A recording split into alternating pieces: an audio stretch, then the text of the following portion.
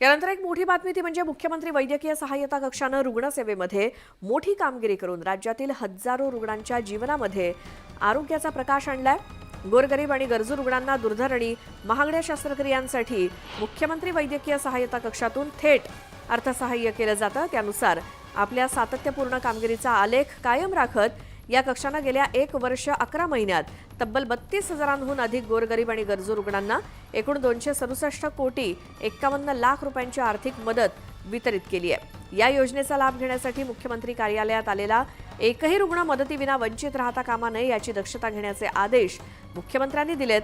तसंच या योजनेमुळे अनेक रुग्णांना जीवदान मिळत असल्यामुळे ही योजना आता महाराष्ट्र राज्य सरकारची महत्त्वाकांक्षी योजना ठरत असल्याचं मुख्यमंत्री म्हणाले।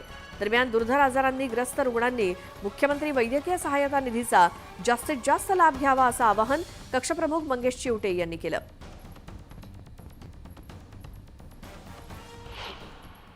मुख्यमंत्री वैद्यकीय सहायता कक्षाच्या माध्यमातून गेली 1 वर्ष 11 महिन्यांमध्ये तब्बल 267 कोटी रुपयांपेक्षा अधिक अर्थसहाय्य वितरित करण्यात आलंय।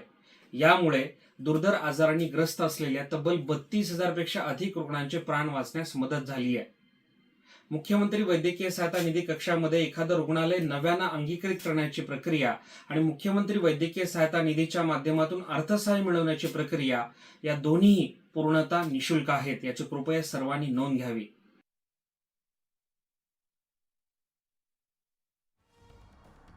गरीब गरजू रुग्ण आहेत जे काही दुर्धर आजारांनी ग्रस्त असतील तर त्यांनी मुख्यमंत्री सहाय्यता निधीचा लाभ घ्यावा असं आवाहन थेट कक्ष प्रमुखांनीच केलेलं आहे।